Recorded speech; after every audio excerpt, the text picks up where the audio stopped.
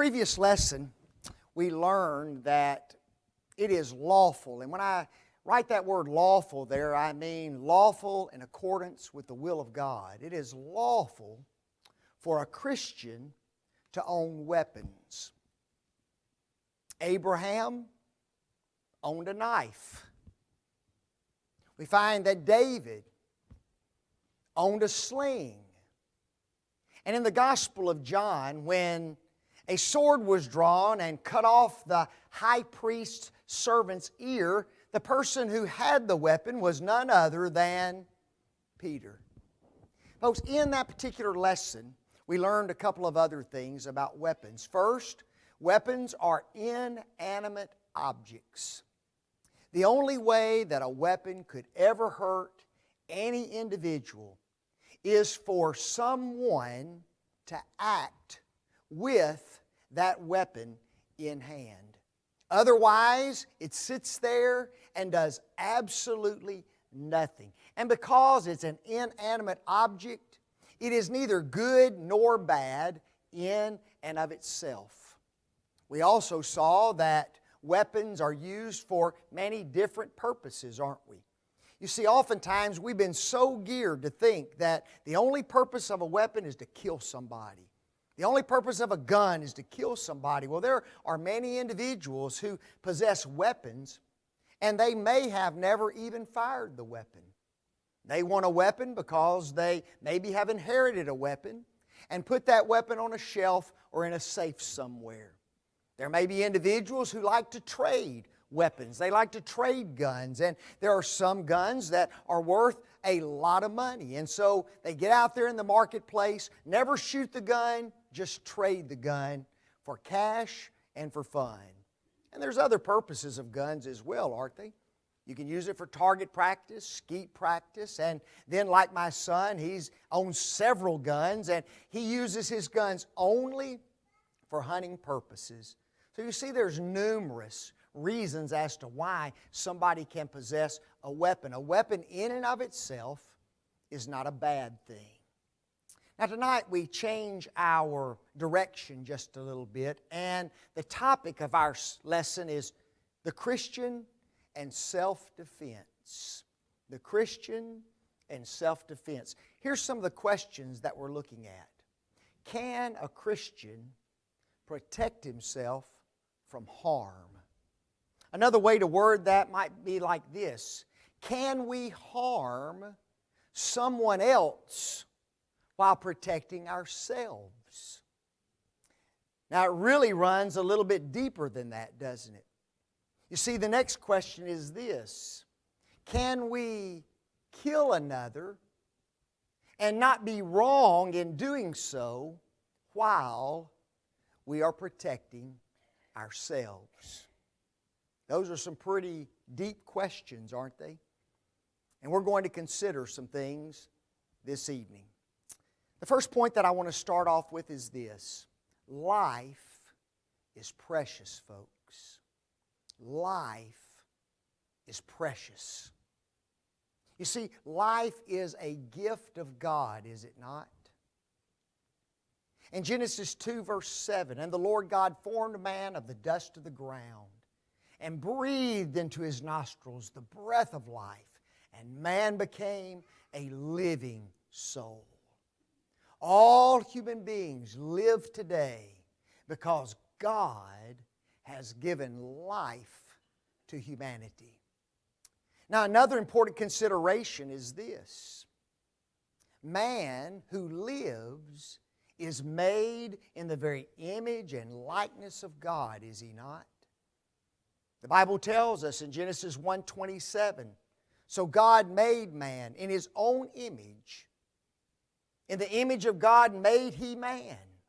You see, you and I are all made after the similitude and likeness of the Almighty God. I find it very interesting that human life is not to be treated lightly. And I go to James 3, 8 and 9 in order to make this particular point. In the context of James 3, James is talking about the use of the tongue. And he says in verse 8 that the tongue is an instrument that no man can tame. It is an unruly evil full of deadly poison. Now listen to what he says in the very next verse. Therewith, meaning with the tongue, therewith bless we God, even the Father. And therewith curse we man, and watch this statement, who is made in the similitude of God. James says that we need to be very careful about what we say about others because others are made after the similitude of God, folks. It is important for us to be careful about our words that we speak about others. Why? Because they're made in the image and likeness of God. In God's mind, that point is very, very important. You see, when God sees man, He doesn't see man like He sees the rest of the animal kingdom, does He? You and I stand out. You and I are different. You and I rise above all the other creatures. Why? Because we are made in His image. And you see, taking human life is not to be treated lightly. If just cursing human life is something that is bad as far as God is concerned, what about the taking of human life? Isn't that a very serious thing? Think about it, folks. We are taking a gift that God, and only God, can give to another person. We are taking something that once it is gone, it can never, ever be restored. If I take $100 from you, I can give you $100 back, can I? If I take your car, I can go find another car just like it and give it right back to you. But if I take your life, it can never be replaced. And notice also that when we slay life, we have slayed something that is made in the very image of the Almighty God. Life is precious. Let's talk about some ways we can take human life. Point number 2, life is precious. But what are some ways that life can be taken? Well, one way that human life can be taken is through cold-blooded, premeditated murder. We read of the first murder in Genesis chapter 4, verse 8, don't we? The Bible says that Cain spoke with Abel, his brother. And it came to pass when they were in the field that Cain rose up against Abel, his brother, and slew him. When he says he slew him, folks, he murdered him. He shed his blood. In fact, that blood cried out under the ears of God from the ground, did it not? So murder is one way to take human life. Here's another way, an accidental killing. In Deuteronomy 19:4, the Bible talks about accidental killings. It talks about whosoever killeth his brother, watch this, ignorantly, accidentally, not intending to, not having his mind focused upon that particular event. In fact, he goes on to say, and who hated him not in times past. If one of us leaves this building tonight, and we're driving down the road, and we're about to go through a red light, and somebody runs that red light, and we strike them in the driver's side and kill an individual, it is not murder, is it? It's an accidental killing. We didn't mean to do that. It wasn't premeditated. The individual who is in that car, we have absolutely no animosity toward them whatsoever. You see, the Bible talks about accidental killings. A third type of killing is in war, is it not? We've been studying 1 Samuel, and in 1 Samuel 17, 50, David slays Goliath, doesn't he? The Bible says that David took his sling and his stone and he killed Goliath with it. You see, that was an act of war, wasn't it? Goliath was standing for the armies of the Philistines. David was standing for the armies of Israel. And now the two armies collide on the battlefield in the form of one single individual from each side. An act of war. And it's another way that human life is taken. Lastly, there's capital punishment, isn't there? Whoso sheddeth man's blood, watch this, by man shall his blood be shed, because he is created in the image of God. Genesis 9, verse 6. If an individual maliciously, evilly, violently, premeditatingly sheds another man's life, God says the decree against that, the sentence against that, is for that man's life to be shed and taken. Capital punishment is authorized by God. Now, there might be some individuals who would raise their hand and they might say, "Hey Vic, what about abortion? Hey Vic, what about suicide?" Folks, they fall into the category of murder, don't they? An individual who commits suicide, guess what he's done? He sat down and he's thought about the ways he's going to do it. I'm going to do it with a knife. I'm going to do it with a rope. I'm going to jump out in front of a car. I'm going to do it with a gun. I'm going to take pills. You see, it is a premeditated murder of self. Now, there's a lot of factors driving that individual to commit that murder, but it is the taking of one's own life. And my friends, abortion is the same way, isn't it? Can you imagine that today we're talking about killing babies who have already been born? And a doctor and a mom has the right to sit there and talk about whether they're going to kill that baby or not. It's bad enough slicing that baby up, suctioning that baby out of a womb, poisoning that baby with salt, whatever you do, and then jerking them out of the womb. That's murder. And now we're talking about doing it outside the womb. Folks, that is infanticide. And that is murder in the eyes of God. So there's 4 ways to take human life. But there's one more, isn't there? And that's the subject of tonight's lesson. Self-defense. It can happen, can it? Let's look at a definition of self-defense.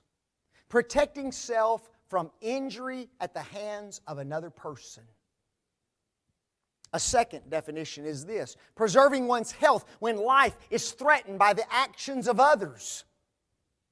And then there's this one: potentially lethal force, using weapons to protect self and weapons that could kill. So that's the question, isn't it?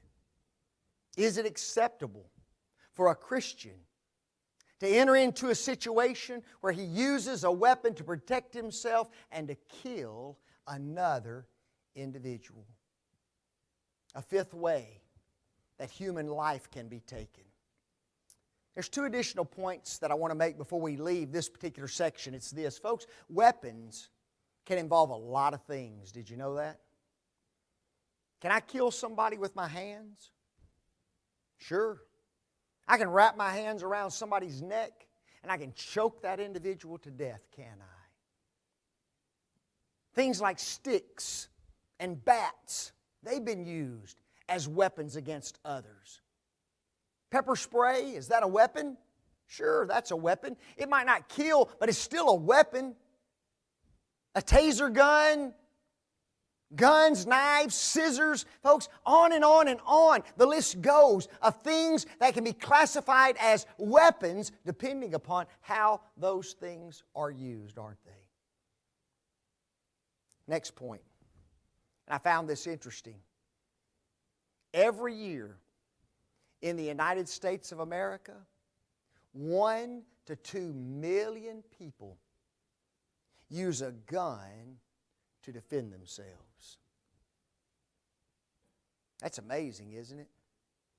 That's in the 50 states of the United States. 1 to 2 million people. The reason the statistics are so broad is because there are some accounts where individuals use a weapon to defend themselves. There's no one injured, there's no one hurt, but the weapon is used, the weapon is brandished, the weapon is pulled. And yet that instant is never reported. Think about that. 1 to 2 million every year in the United States. I had a man tell me one time, I don't know why you'd ever carry a weapon because you're never going to find yourself in that kind of a position. Really? There's been many people who have found themselves in that position every year in our nation. Let's look at the next point. Folks, the improper use of weapons. The Bible talks about some improper uses. We've already mentioned one, murder.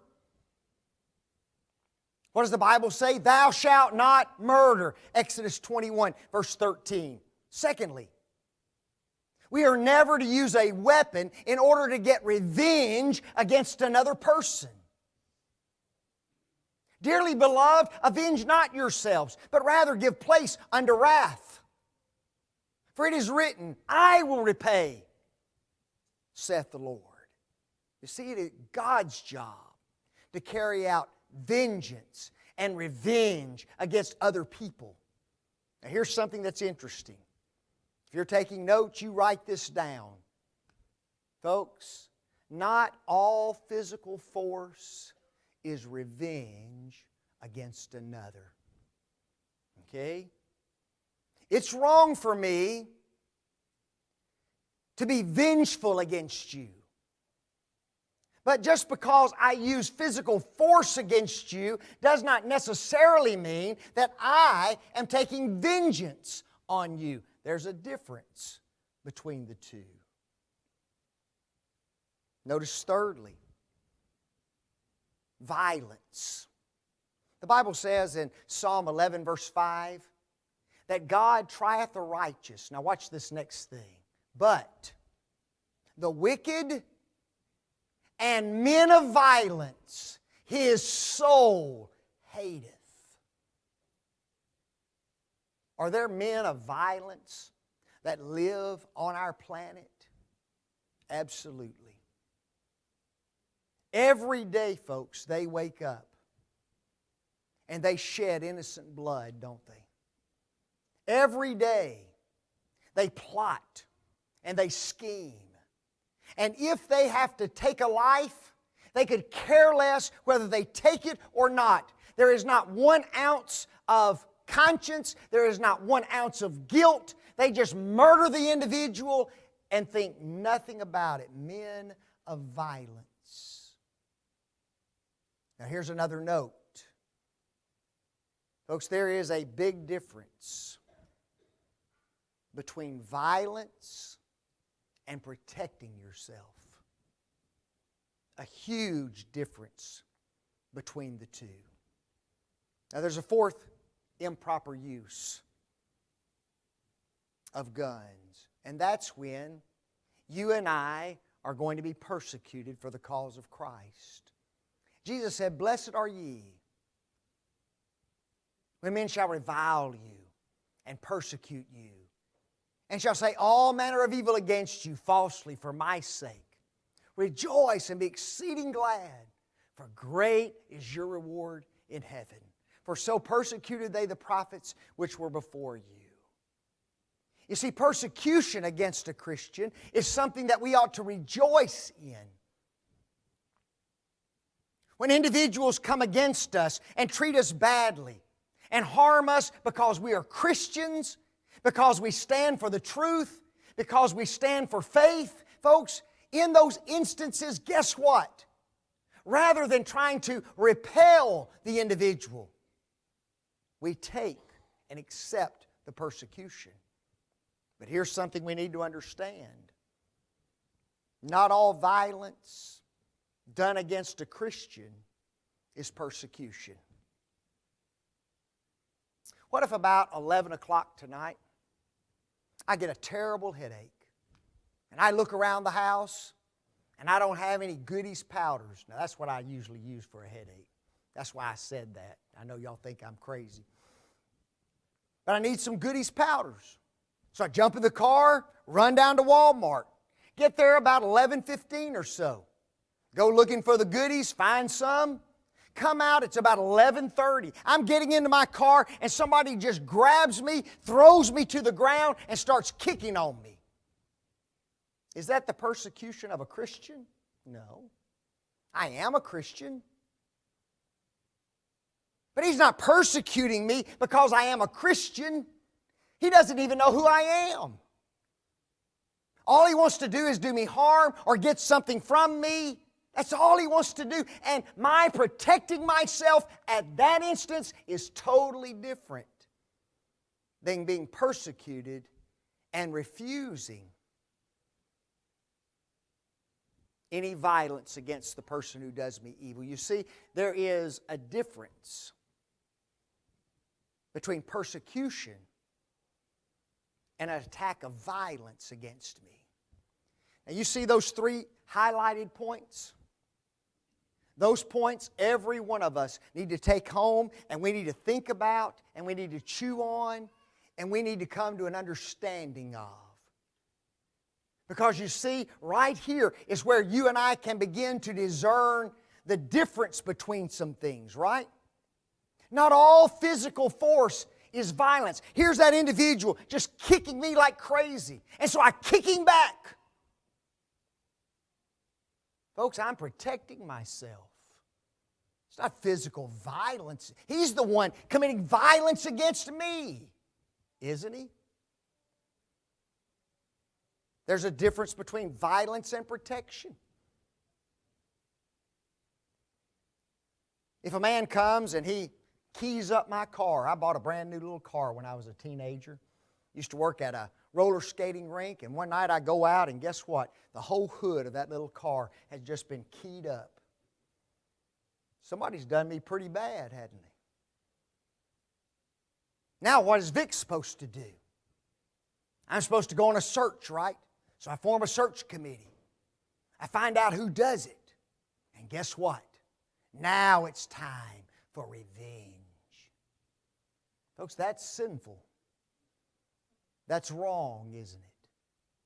Whoever did that to my car, I'll let God repay that individual. You see? There's a difference between physical force and revenge. And then that last one, we've already made mention, how not everything that is done against us involves persecution. Persecution I accept, but violence against me and protecting myself, whole different matter. Folks, what we're talking about right here is very, very important to our discussion. Now, let's go into what the Bible has to say about self-defense. There's 5 passages that we want to make mention of. The first one is Exodus chapter 22, verse 2. And in the context, Moses talks about a thief. Who is a thief? Folks, a thief's a criminal, isn't he? A thief is an evil person. A thief is someone who's going to steal and rob and take from me, isn't he? And the writer makes mention that if this thief enters into my house at night, he uses the term broken up. You see, you have to break in a door. You have to break in a window. If he comes into my house at night and I smite him so that he died, no blood shall be shed for him.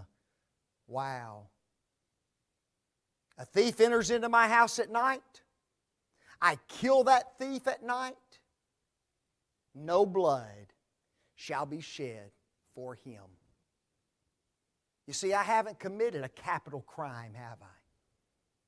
I've slain somebody who has entered into my house unlawfully. He has threatened me. He has threatened my family. I don't know what his intentions are. And guess what I've done? I've killed that individual. No blood shall be shed for him. You see, it was okay for self-defense under the law of Moses, wasn't it? Next passage, Nehemiah. We're all familiar with Nehemiah, aren't we? Nehemiah goes back to the city of Jerusalem, and he's rebuilding those city walls, isn't he?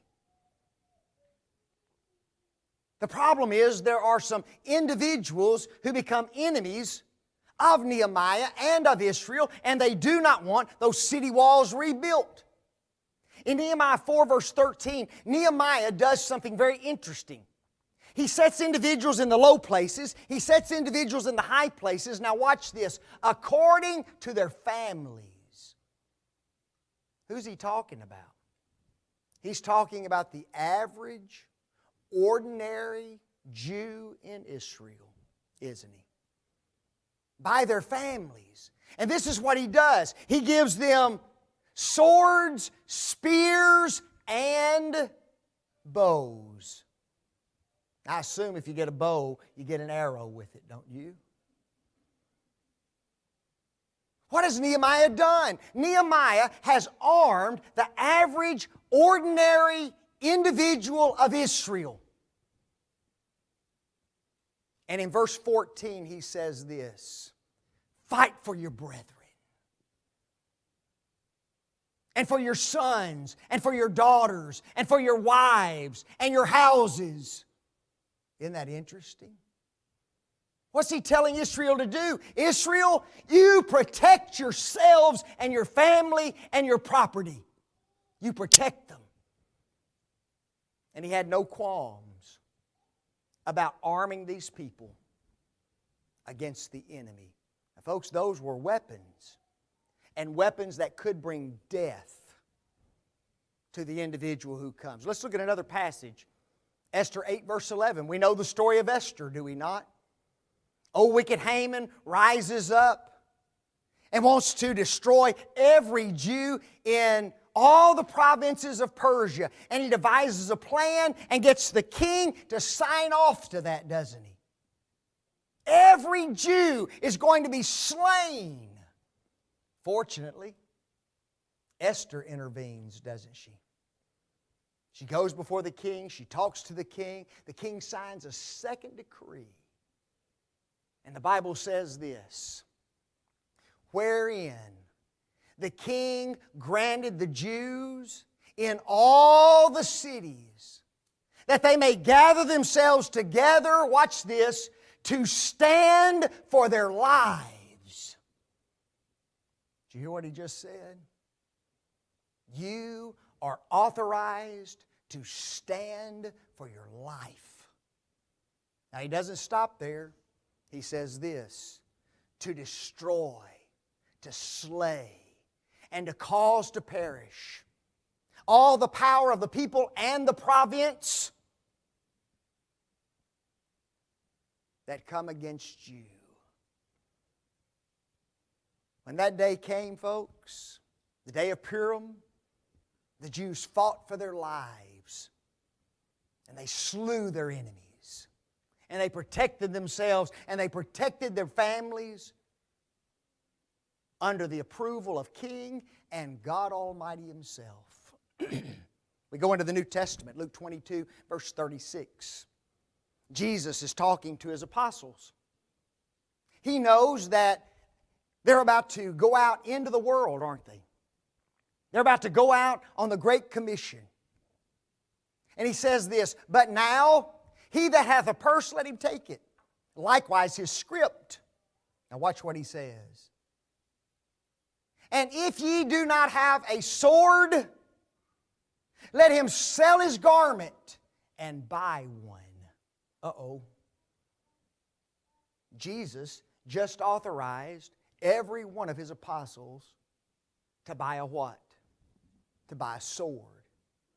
Folks, they didn't have 38s. Okay? They didn't have 9 millimeters. They didn't have 45s back then. What did He say? I want you to buy a sword. I find it interesting in 2 Corinthians 11, verse 26. Paul makes this statement, I was in perils of robbers. Isn't that something? You see, Paul, as he went out on the missionary journey, one of the things that made his journey so dangerous is that he was in perils of robbers. Jesus knew. You're going to enter into some very bad situations, some difficult situations. And if you don't have a sword, guess what you better do? You better sell a garment and go buy you a sword. What was it for, folks? Just to strap on and look nice? I doubt that, don't you? I doubt that. One other passage, Romans 13, verse 4. In this passage, Paul is talking about where the powers that be come from. He says in verse 1 that the powers that be come from God. In verse 4, he makes a very interesting statement about the powers that be. For they are the ministers of God to thee for good. Wow. That just amazes me. He calls government the minister of God. And government is supposed to be on our side as righteous, holy people, isn't it? They are the ministers to thee for good. Now watch what he says. But if thou doest evil, be afraid. For he beareth not the sword in vain. For he is a minister of God to execute wrath upon them that doeth evil.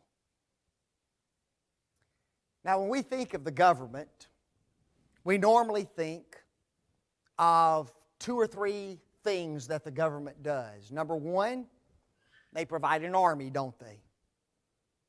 And that is the national defense.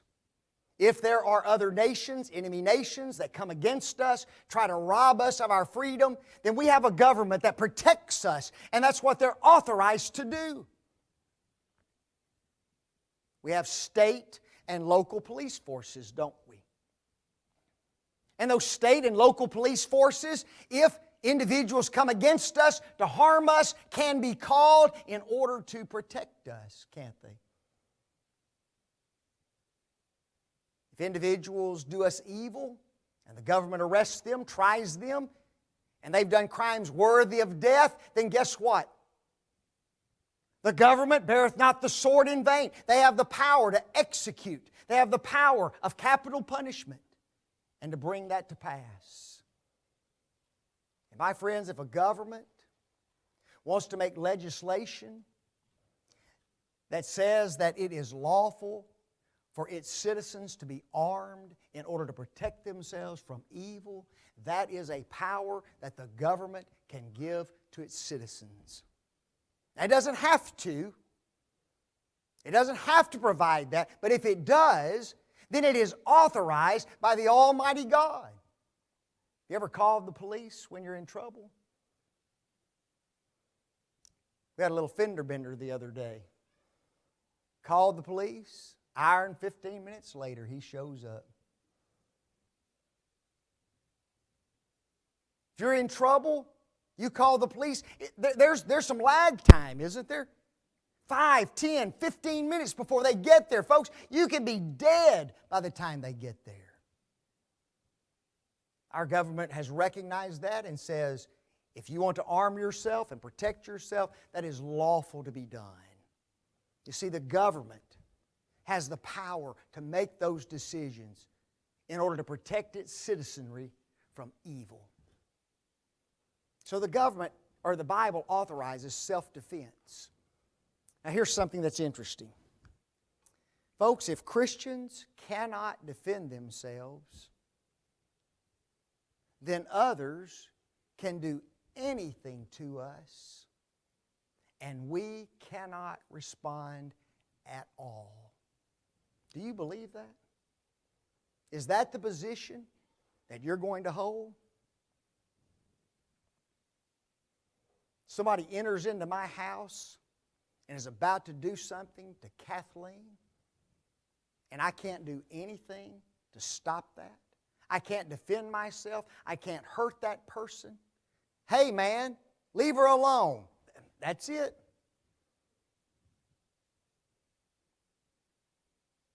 My children My grandchildren?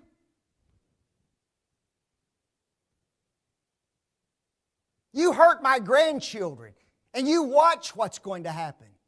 I'm not going to let you do anything you want to those little innocent children. Oh, I'm a Christian. Go ahead, I can't hurt you. You see, if we can't defend ourselves, then this is the only alternative, isn't it?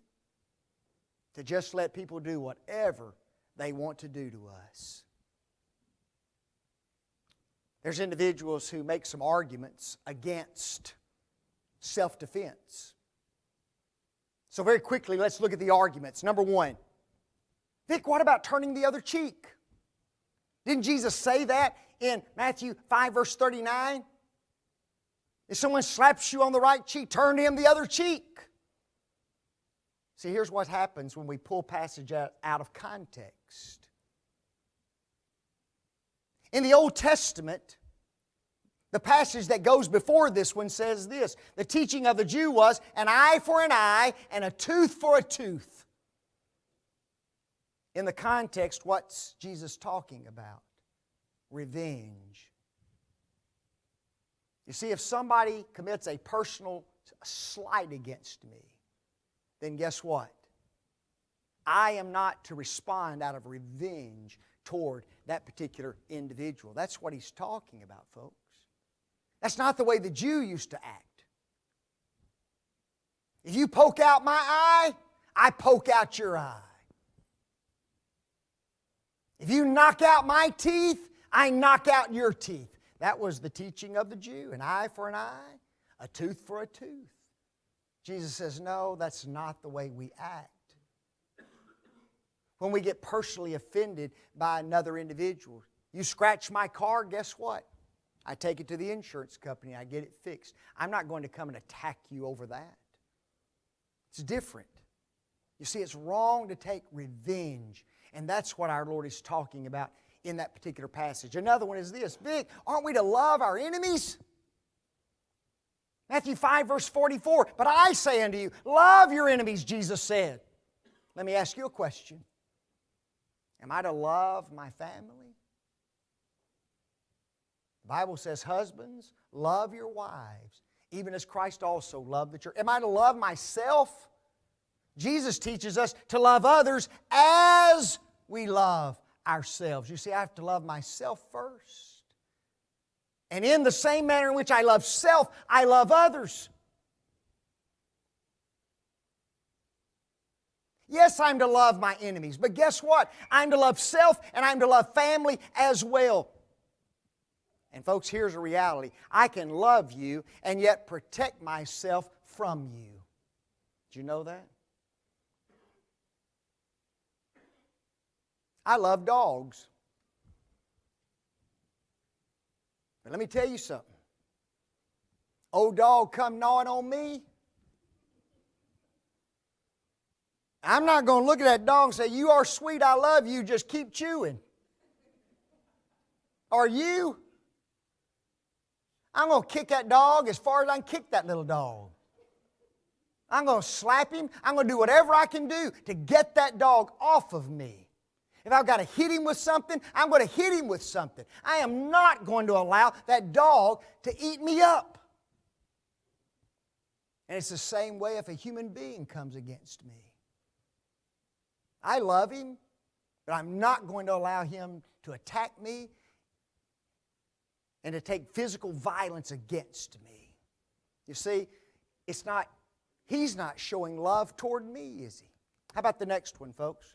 If you live by the sword, you die by the sword. That's the words of Jesus in Matthew 26, verse 52. What's Jesus talking about, folks? He's just stating a fact, is he not? If you live by the sword, if everything you do, every day of your life, is by the sword, then guess what? You will ultimately die by the sword. I think of the old Wild West, don't you? That's the way they lived back then, didn't they? I bought a book not long ago on the old gunslingers back in that time. And guess what happened to most of them? They finally met their match. Oh yeah, they may have killed 5, 10, 15, 20, and then all of a sudden, Young gun comes along, pow, down he goes. Live by the sword, you die by the sword, don't you? Folks, how do dictators rule their governments? They live by the sword, don't they? And most of them die by the sword. Gang leaders, how do they live? Folks, they live by the sword, do they not? And those individuals die by the sword. It's sad to think that within the religion of Islam, there are individuals who live by the sword. And I can show you countless numbers of their leaders who have died by the sword as well. Jesus is talking about just an obvious truth, isn't he?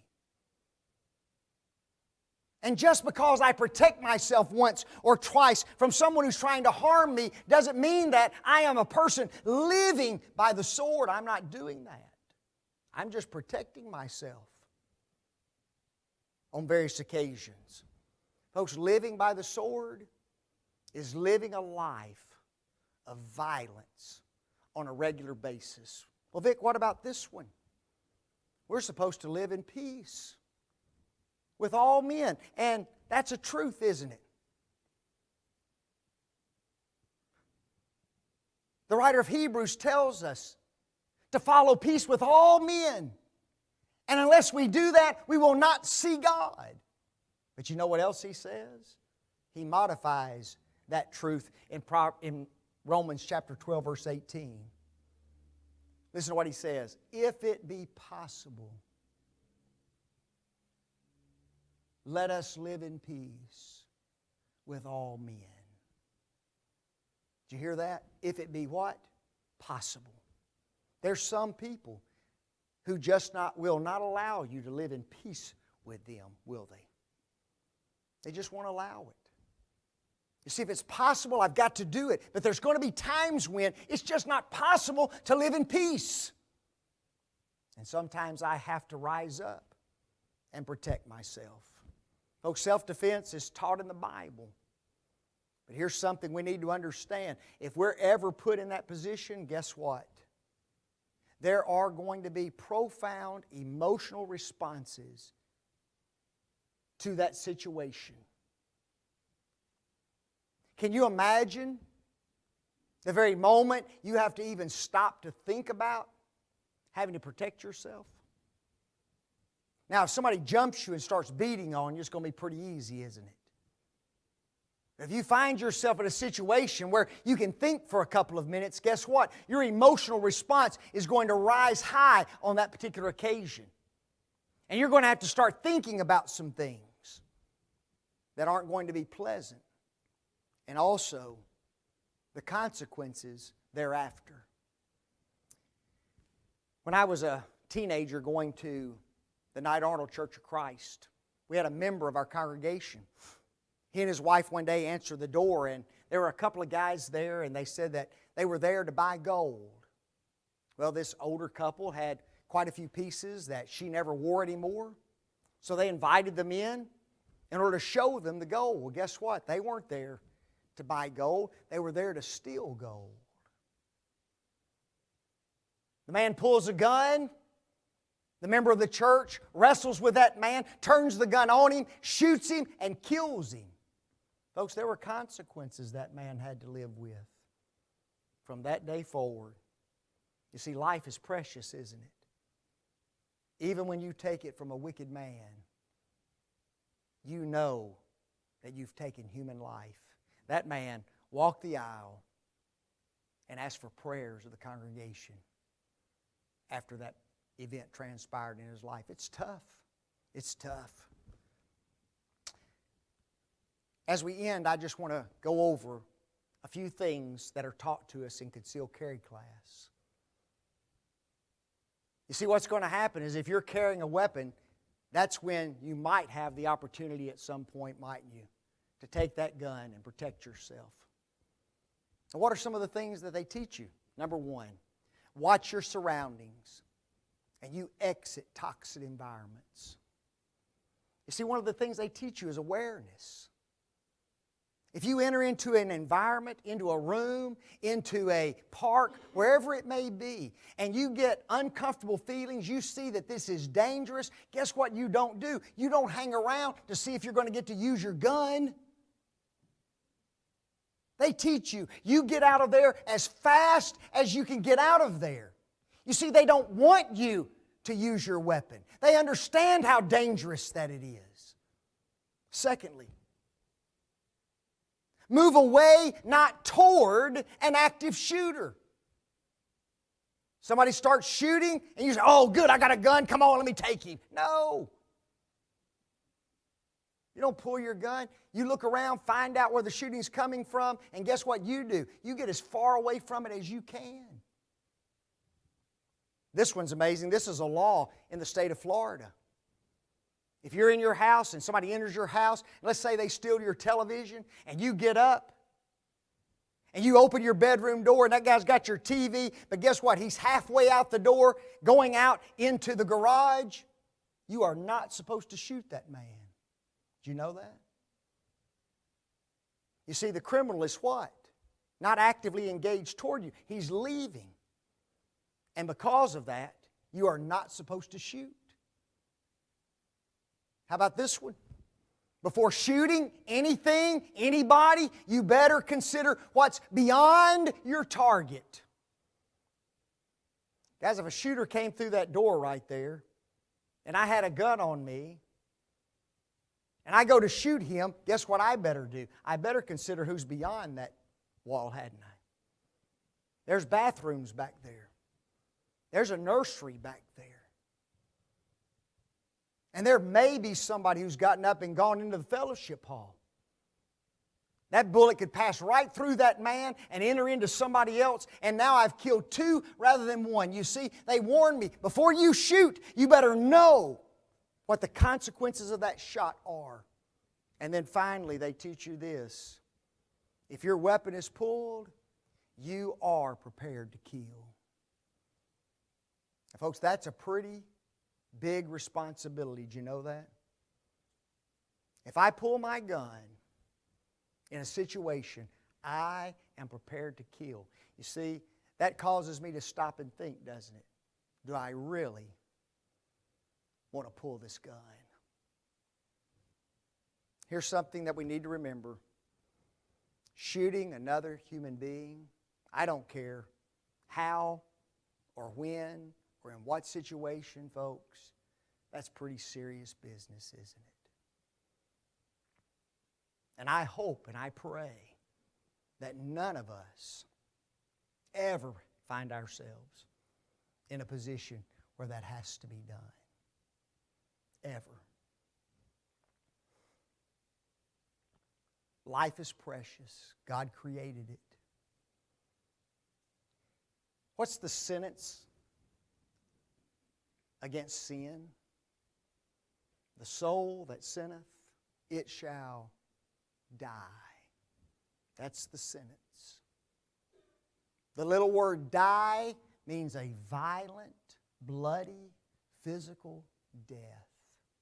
That's God's sentence against sin. But aren't you glad God loved us enough not to carry out that sentence on us? Oh, the sentence was carried out. It was carried out on the precious Son of the living God, wasn't it? He died a violent, bloody, physical death so that Victor Eskew doesn't have to. Thank God He loved me that much.